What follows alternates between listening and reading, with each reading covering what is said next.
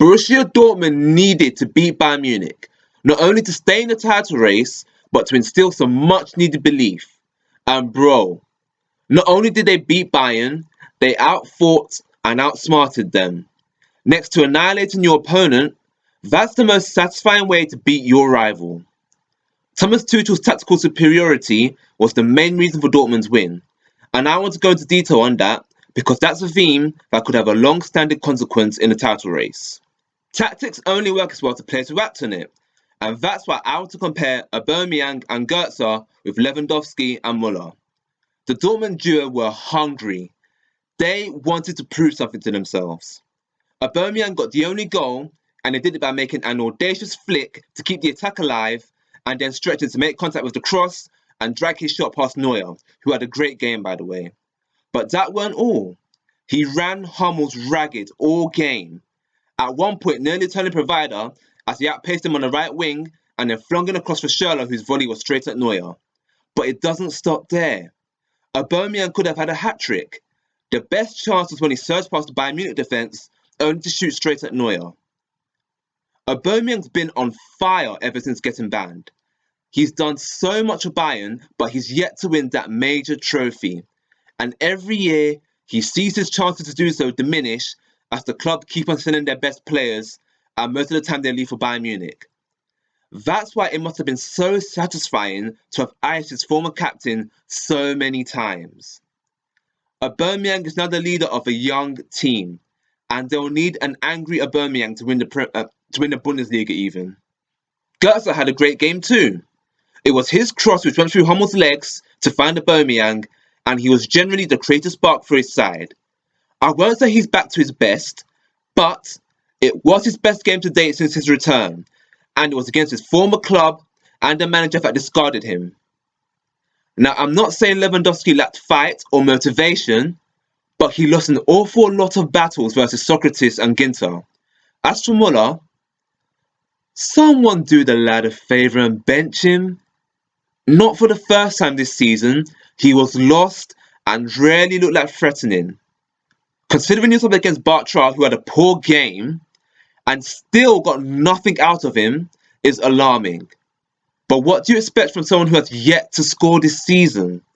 It's 11 games running and he's still not scored in the Bundesliga. This is where tactics come in. Lewandowski and Müller aren't creative players. They rely on service to score. They don't create magic out of anywhere. Obviously they're world class. Their resume speaks for itself. So hopefully I don't need to explain this in detail. Come on, guys. But Dortmund switching to a back three, it meant that they were outnumbered and struggled to find space. It didn't help that Ribery, one of the only two players in the Bayern Munich first 11 to have pace, kept running into dead ends. Whilst Kimmich, a player in great form but had little skill, was anonymous, and Thiago was quiet. Xabi Alonso was the only threat for Bayern Munich. He smacked the bar from distance and created more chances than anyone in the game.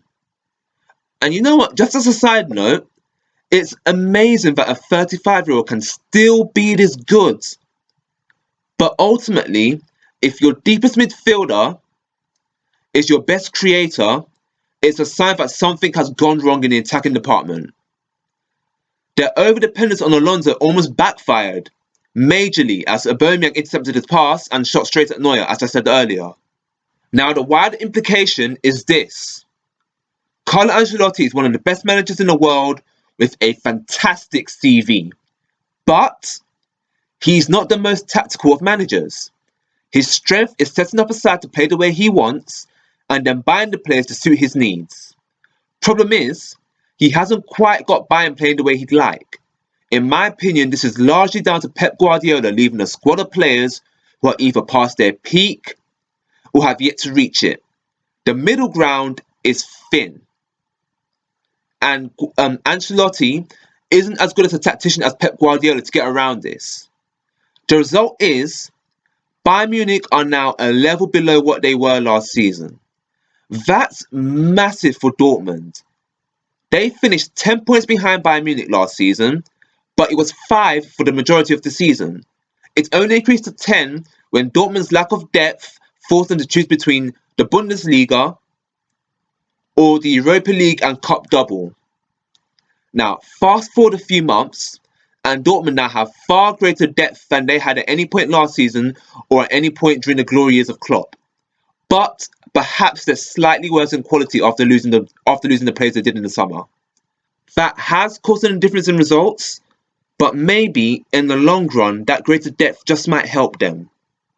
Of course, Leipzig, who I will do a video on, so stay locked to my channel, and Hoffenheim just won't go away, whilst Hertha Berlin have threatened to break the status quo before.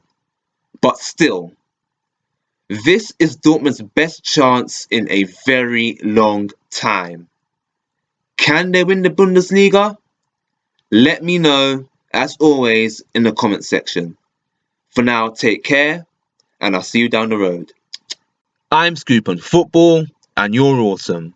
You'd be even more awesome if you subscribe to me. So, what you waiting for?